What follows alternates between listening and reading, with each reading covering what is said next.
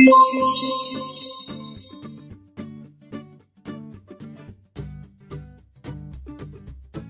teman-teman semua, apa kabar?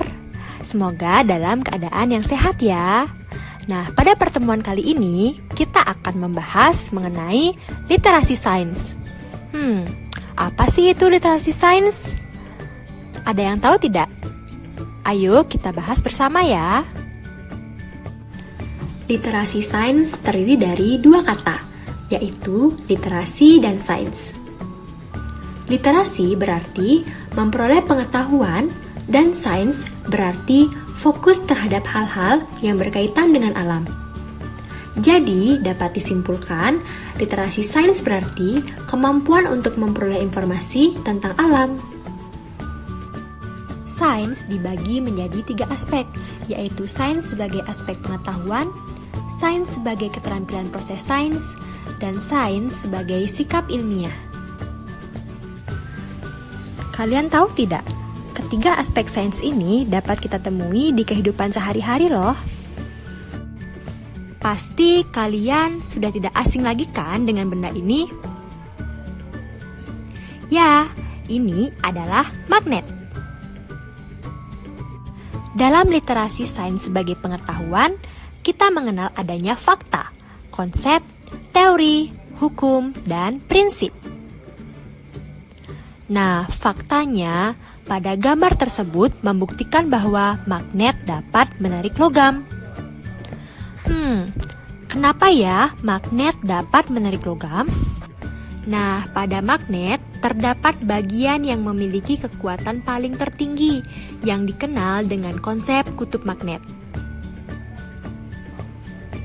Lalu, kira-kira bagian magnet manakah yang memiliki kekuatan tertinggi?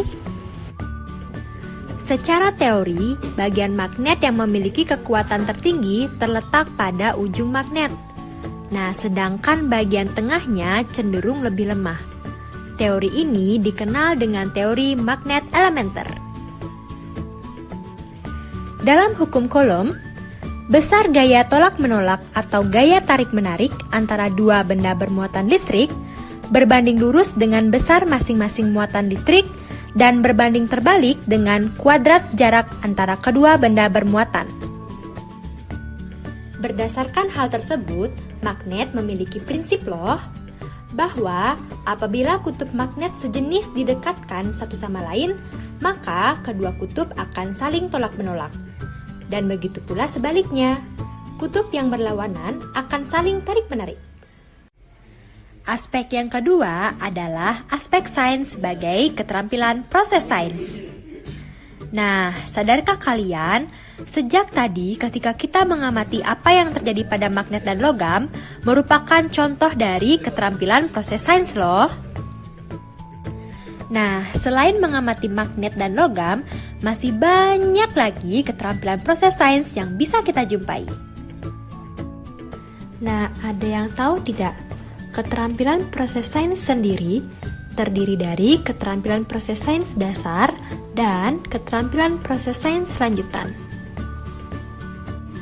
Pada keterampilan proses sains dasar terbagi menjadi beberapa bagian loh. Ada yang tahu nggak sih?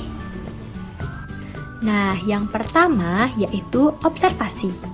Contohnya yaitu ketika kita melakukan pengamatan mengenai perbedaan pertumbuhan kacang hijau di tempat gelap dan terang. Yang kedua yaitu mengukur.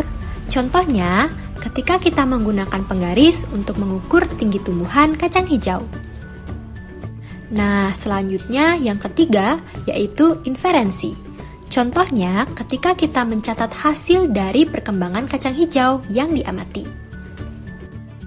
Yang keempat yaitu prediksi. Contohnya, ketika kita memprediksi bahwa tumbuhan kacang hijau di tempat gelap akan lebih cepat tumbuh dibandingkan kacang hijau di tempat terang. Menarik sekali bukan? Yang kelima yaitu mengklasifikasikan. Contohnya, ketika kita menggunakan pengukuran instrumen untuk menentukan tumbuhan yang berkembang biak dengan vegetatif maupun dengan generatif dalam pengamatan. Nah, dan yang terakhir yang tidak kalah penting yaitu komunikasi. Contohnya, ketika kita mampu menyampaikan hasil pengamatan yang telah dilakukan dengan lisan maupun tulisan. Selanjutnya, keterampilan proses sains lanjutan yang tanpa kita sadari sudah kita lakukan ketika kita melakukan pengamatan pertumbuhan kacang hijau, yaitu merancang dan melakukan eksperimen. Nah, tak hanya itu loh, keterampilan proses sains lanjutan juga terdiri dari pengontrolan variabel, interpretasi data, perumusan hipotesis, dan pendefinisian variabel secara operasional. Nah, ayo kita lanjut pada aspek sains yang terakhir, yaitu sains sebagai sikap ilmiah. Sikap ilmiah yang pertama yaitu sikap ingin tahu tentang berbagai pertanyaan. Contohnya, ketika Yuna penasaran kenapa mainan yang ia beli bisa menempel di kulkas miliknya. Selanjutnya yaitu sikap berpikir kritis. Contohnya, karena penasaran, Yuna memutuskan untuk mencari informasi kenapa mainannya bisa menempel di kulkas. Dan ternyata hal ini disebabkan. Yang ketiga yaitu sikap terbuka. Contohnya, Yuna menerima semua masukan dari orang di sekitarnya bahwa ternyata mainannya tidak bisa merekat pada semua benda. Yang keempat yaitu sikap bergerak ke depan dalam membuktikan hipotesis yang dikembangkan. Contohnya, ketika Yuna menyusun hipotesis mengenai di benda apa sajakah mainan Yuna dapat merekat. Dan yang terakhir, yaitu sikap objektif. Contohnya, ketika Yuna mencatat segala hal yang ia temukan ketika melakukan pengamatan terhadap mainannya.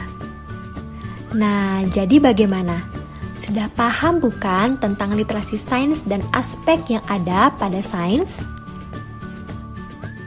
Setelah memahami literasi sains dan aspek yang ada pada sains, kalian juga harus tahu nih bahwa terdapat beberapa manfaat dari mempelajari literasi sains. Nah, beberapa manfaatnya yaitu untuk pemenuhan dan kegembiraan, mengenal dan mengaitkan konsep-konsep sains yang mencakup makhluk hidup dan kehidupan, mendeskripsikan konsep-konsep sains berdasarkan pengetahuan sains, mengembangkan dan wujudkan sains dalam kehidupan sehari-hari, melatih berpikir kritis, kerjasama, komunikasi, dan pemecahan masalah.